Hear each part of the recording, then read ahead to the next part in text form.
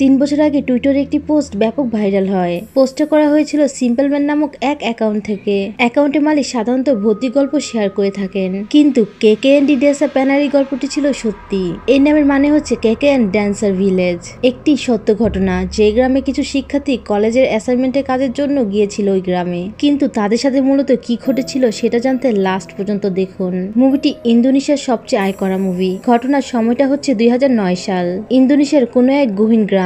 মুভিতে গ্রামের নাম প্রকাশ করা হয়নি। তো এই গ্রামে 6 জন শিক্ষার্থী কেকেএন করার জন্য আসতে চায়। ইন্দোনেশিয়ার কেকেএন মানে শিক্ষার্থীদের একটি প্র্যাকটিক্যাল অ্যাসাইনমেন্ট। যেসব গ্রামে কোনো আভিজাত্যের ছোঁয়া নেই, এসব গ্রামে তাদেরকে কিছু উন্নয়নমূলক কাজ করতে হয়। এরপর কাজের ভিত্তিতে তাদের নাম্বার দেওয়া হয়। 6 জনের গ্রুপটির মধ্যে থেকে 3 জন এসেছে, কারণ এই গ্রামবাসী চায় না তাদের গ্রামে কোনো উন্নতি হোক। তারা তাদের মতোই খুশি। মূলত নূর, আয়ু, বিমা তাদেরকে রাজি করার জন্য এসেছে। গ্রামটা কেমন যেন ছমছমে। গ্রামে প্রবেশ করতে হয় জঙ্গলের মধ্য দিয়ে। নূর একজন ধার্মিক মেয়ে ছিল। এখানে আসার পর থেকে নূরের কেমন যেন অনুভব হচ্ছে। তারা প্রথমে গ্রামের প্রধান প্রাভুর সাথে দেখা করে। বিমারা যদি এখানে থাকার পারমিশন পায় তাহলে এই প্রাভুর আন্ডারেই থাকবে। আয়ুরা সবাই প্রাভুকে বুঝায় এটা মাত্র 10-12 দিনের কাজ, তাদের কাজ হলে আবারও চলে যাবে। অনেক বলার পর প্রাভু রাজি হয়। তবে প্রাভু এখানে বেশ কিছু কথা বলেন। প্রত্যেক জাতিগোষ্ঠীর কিছু অতীত থাকে। এই গ্রামেরও এক অতীত আছে। অতীতটা খুব একটা ভালো না। এই গ্রামে অতীতে কিছু নাচিয়ে মহিলারা বাস করত। নাচ দেখানোই ছিল তাদের কাজ। এখন আর তারা নেই, তবে তাদের কাজের জায়গাগুলো এখনো রয়েছে। তোমরা যে কাজই করো না এই গ্রামে, শুধু লক্ষ্য রাখবে তাদের স্থান এবং ঐতিহ্যগুলো কখনো অসম্মান করবে না। এরপর প্রাভু নাচিয়েদের সুইমিং পুল দেখায়। এখানেই তারা গোসল করত। স্থানটির নাম হচ্ছে সেন্দাং।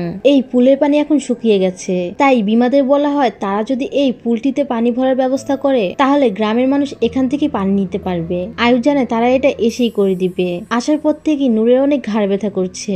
মনে হচ্ছে ঘাড়ে কেউ চাপ দিচ্ছে। কথা পাকাপাকি হলে বিমারা চলে যায়। সম্পূর্ণ গ্রুপ নিয়ে আবারও আসবে।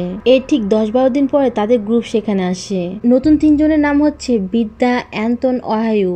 এত বড় গাড়ি গ্রামে প্রবেশ করতে পারবে না, তাই বাইক দিয়ে সেখানে যেতে হয়। জঙ্গল পার করার সময় নূর লক্ষ্য করে জঙ্গলে কোথাও হয়তো নাচ গান হচ্ছে। কিছুটা দূরে এক অপূর্ব সুন্দরী মহিলাকে দাঁড়িয়ে থাকতে দেখে।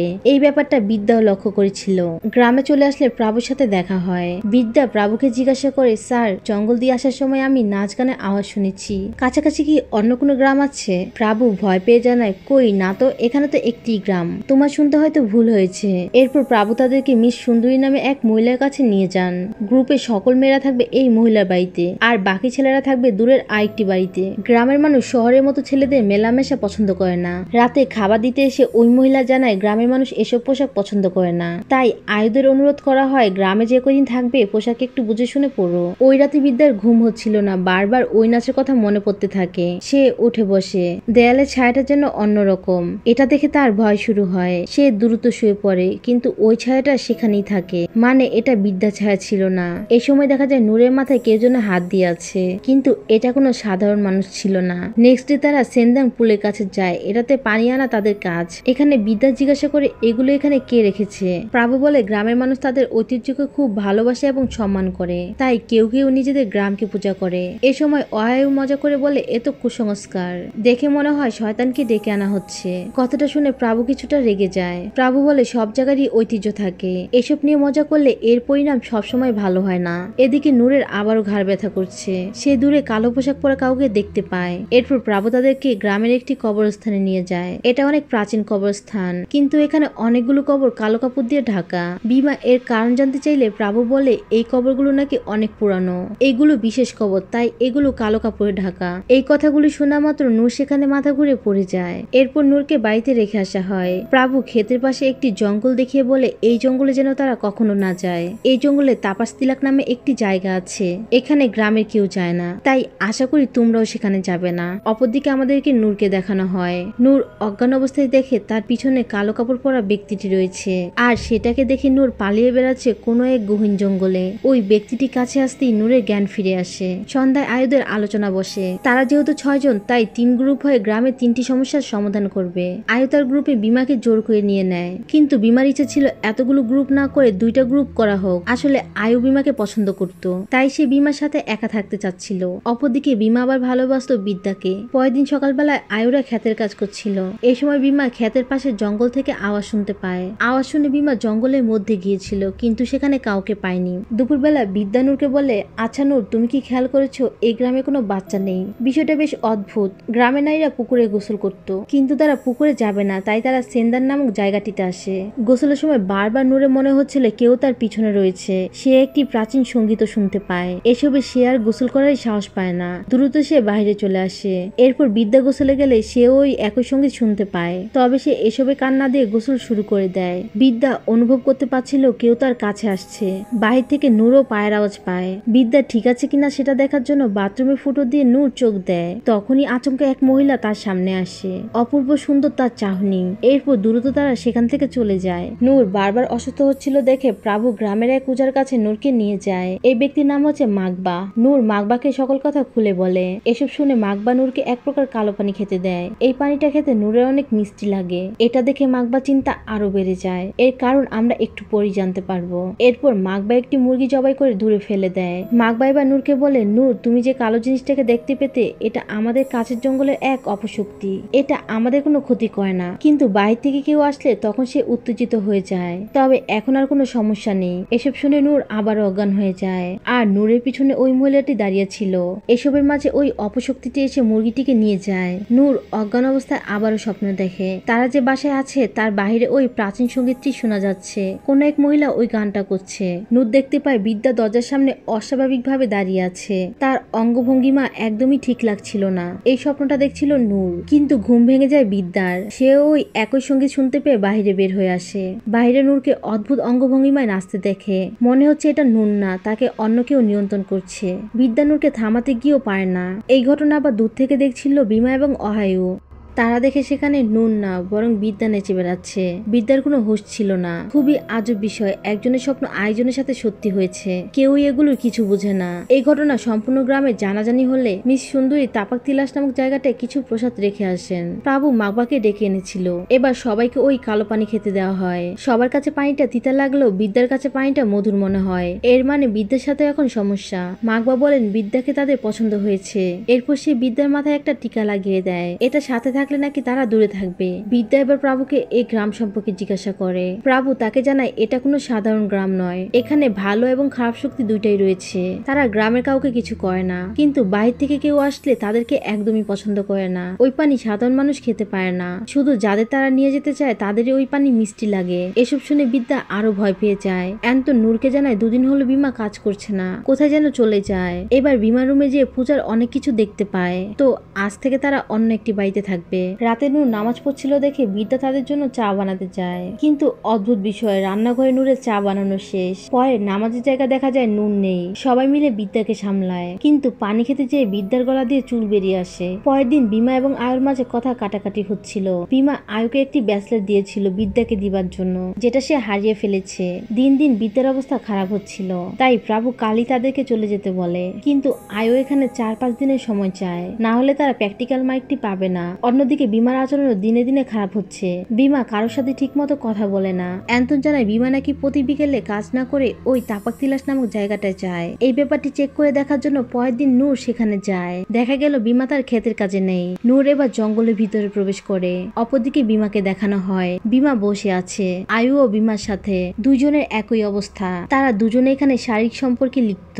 নূর বিমাকে খুঁজতে খুঁজতে তাপাক তিলাস নামক জায়গাটিতে চলে আসে। এই স্থানটির নাম হচ্ছে গামলান হল, আর এখানেই পূর্বে নাচেদের নাচ গান হতো। নূর একটা কুড়ে ঘর দেখতে পায়। ঘর থেকে বিমা এবং আয়ু বেরিয়ে আসে। নূরের বুঝতে বাকি থাকে না কেন তারা এখানে এসেছে। অন্যদিকে এই বিকেলে বাজার করতে এসেছিল বিদ্যা এবং অহায়ু। তারা গ্রাম থেকে দূরের একটি বাজারে এসেছে। তো বিদ্যাকে নতুন দেখে তারা জিজ্ঞাসা করে তোমরা কোন গ্রামে থাকো। বিদ্যা জানায় তারা এখানকার নয়, তারা পাশের গ্রামে কাজে এসেছে। এটা শুনি দোকানদার ভয় পেয়ে যায়। তিনি বলেন ওই গ্রামে যেতে হলে তো জঙ্গল পার হয়ে যেতে হবে, আর এখন তো বিকাল, মুহূর্তের মধ্যেই সন্ধ্যা হয়ে যাবে। এই সন্ধ্যার মধ্যে দিয়ে বিদ্যারা যেন ওই জঙ্গল দিয়ে না যায়। এমনকি তাদেরকে আজ এই বাজারেই থাকতে বলে। কিন্তু অহায়ু কথাগুলো তেমন একটা পাত্তা দেয় না। সে আজই গ্রামে ফিরে যাবে। ফিরবার পথে রাত হয়ে যায়, কিন্তু যাবার আগে ওই দোকানদার তাদেরকে বলে দিয়েছিল রাস্তায় যাই হোক তারা যেন না থামে। তবে রাস্তায় বিদ্যাদের বাইকটা নষ্ট হয়ে যায়। ঠিক এ সময় এক বৃদ্ধ লোককে দেখা যায়। লোকটি বলে বাবা তোমাদের বাইকটি কি নষ্ট হয়ে গিয়েছে? পাশেই আমাদের গ্রাম, তোমরা চাইলে সেখানে যেতে পারো। কিন্তু বিদ্যা সেখানে যেতে চায় না। পরবর্তীতে আরো বেশ কিছু লোক আসায় তারা রাজি হয়। এরপর ওই বৃদ্ধ লোকটি জানায় তাদের গ্রামে একটি অনুষ্ঠান হচ্ছে, চাইলে তারাও অংশগ্রহণ করতে পারে। বৃদ্ধরা পরে ওই অনুষ্ঠানে যায়, আর এটাই সেই গামলা অনুষ্ঠান যেটা তারা গ্রামের প্রবেশের পথেই শুনেছিল। এই সময় এক অপূর্ব সুন্দরী মহিলাকে নাচতে দেখা যায়। এই নারী নাকি এতই সুন্দরী ছিল যে অহায়ু কিছু সময়ের মধ্যে তার প্রতি মুগ্ধ হয়ে পড়ে, কিন্তু একে দেখে বিদ্যা ভয় পেয়ে যায়, কারণ ওই দিন গোসলখানায় বিদ্যা এই মহিলাকে দেখেছিল। মহিলারা নাচ গান করছিল, সাথে সেখানে অনেক খাবার রয়েছে। বিদ্যা সেখানে এক মুহূর্ত থাকতে চাচ্ছে না। অন্যদিকে তাদের বাইকও ঠিক হয়ে গিয়েছে, কিন্তু অহায়ু তার মতো খেয়েই যাচ্ছে। বিদ্যার জোড়াজড়িতে সেও সেখান থেকে চলে যায়, কিন্তু যাবার আগে কিছু খাবার প্যাক করে নেয়, কারণ এই খাবার নাকি অনেক সুস্বাদু ছিল। যাবার সময় বিদ্যা লক্ষ্য করে সম্পূর্ণ গ্রামবাসী তাদের দিকে এক নজরে তাকিয়ে আছে। অপরদিকে দেখা যায় নূর বিমা এবং আয়ুকে বকছিল। তারা দুজনই তাদের কাজে অনেক লজ্জিত। নূর বলে, তাপাক তিলাস নামক প্রাচীন এবং পবিত্র জায়গায় তোমরা এসব করেছো, এর পরিণাম একদমই ভালো হবে না। অন্যদিকে বিদ্যা এবং অহায়ু চলে আসে। অহায়ু বাকিদেরকে গ্রামের ওই অনুষ্ঠানের কথা বলছে এবং তার সাথে নিয়ে আসা খাবারও দেয়, কিন্তু এখানে দেখা যায় খাবারগুলো আর খাবার নেই, রয়েছে বানরের কাটা, মাথা, হাড্ডি এসব। বাকিরা বলে, প্রাবতী বলেছিল এই জায়গায় একটি গ্রাম আছে, তাহলে তোমরা কাদের সাথে ছিলে? রাতে দেখা যায় বিদ্যা অদ্ভুত আচরণ করছে। বিদ্যা নূরের কাছে এসে বলে নূর এখনো কোনো পাপ কাজ করেনি, তাই সে নূরকে ছেড়ে দিবে, তবে নূর যেন তার সাথী দিয়ে বাঁচানোর চেষ্টা না করে। যাওয়ার সময় দেখা যায় নূরকে সে সম্মান জানায়, আসলে নূরকে নয়, বরং নূরের পিছনে ওই বৃদ্ধ মহিলাকে সম্মান জানাচ্ছে। ওই রাতে বিমা নূরের কাছে এসে প্রচুর কান্না করে এবং এখানে আসার পর তার সাথে হওয়া সকল ঘটনা নূরকে বলে। বিমা বলে সে এই গ্রামে আসার কয়েকদিন পরই একটি স্বপ্ন দেখেছিল। সে দেখে গ্রামের একটা জঙ্গলে গিয়েছে, সেখানে এক ঝর্ণার কাছে রয়েছে এক সুন্দরী নাচিয়া মহিলা, তার পাশেই পড়েছিল বিদ্যা। ওই মহিলা বলে সে হচ্ছে এই জঙ্গলের রানী। বিদ্যা রয়েছে বিপদে, এখন বিমা যদি বিদ্যাকে বাঁচাতে চায় তাহলে বিমার এই মহিলার কথা শুনতে হবে। তখন বিমা বিদ্যাকে বাঁচানোর জন্য যে কোনো কাজ করতে রাজি ছিল। ওই মহিলা বিদ্যাকে বলে কাল তাপাক তিলাস নামক জায়গাটা যেতে হবে, এর কাছেই রয়েছে এক কুঁড়ের ঘর, সেখানে আছে সোনার এক হাতের বালা, সেই বালাটা এনে বিদ্যাকে দিতে হবে। এর পরিবর্তে বিমাকে প্রতি রাতে তার কাছে আসতে হবে, কারণ বিমাকে তার পছন্দ হয়েছে। এর জন্যই মূলত বিমা রাজি হয়েছিল। এসব শুনে নূর ভয় পেয়ে বলে, তুমি বুঝতে পারছো কার সাথে চুক্তি করেছো? ওগুলো শয়তানের বংশধর, এগুলোর সাথে কোনো চুক্তির পরিণাম ভয়ানক। পরদিন সকালে বিদ্যা দেখে নূর অদ্ভুত ব্যবহার করছে। বিদ্যা নূরের কাছে আসলে দেখতে পায় নূরের মাঝে ওই বৃদ্ধ মহিলাটি। সে বিদ্যাকে জানায় নূর অনেক ধার্মিক, তাই আমি ওকে প্রোটেক্ট করছি, কিন্তু এদের মধ্যে দুজন জঘন্যতম পাপ করেছে, তাই ওরা যদি আর সামান্য পরিমাণে ভুল করে তাহলে সম্পূর্ণ গ্রামবাসী মিলেও তাদেরকে বাঁচাতে পারবে না। এসব কথার পরে নূর অজ্ঞান হয়ে যায়। এবার নূর সবার ব্যাগে ওই বালাটি খুঁজতে থাকে, আর সেটা নূর পেয়েও যায়। বালাটি বিদ্যার ব্যাগে ছিল।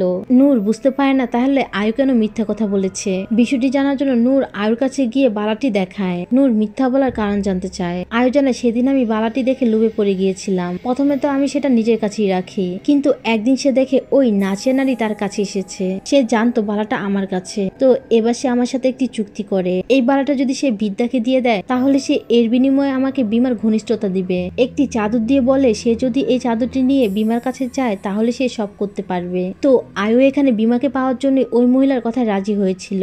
মোট কথা হচ্ছে আয়ু এবং বিমা এই নারী কথায় ফেসে গিয়েছে। রাতে নূর সবাইকে বলে পরিস্থিতি এখন অনেক খারাপ, তারা আর এখানে থাকবে না, কাল ভোরে এখান থেকে চলে যাবে। হঠাৎ রাতে বিদ্যার ঘুম ভেঙে যায়। বাইরে দেখে বিমা কোথায় যেন যাচ্ছে।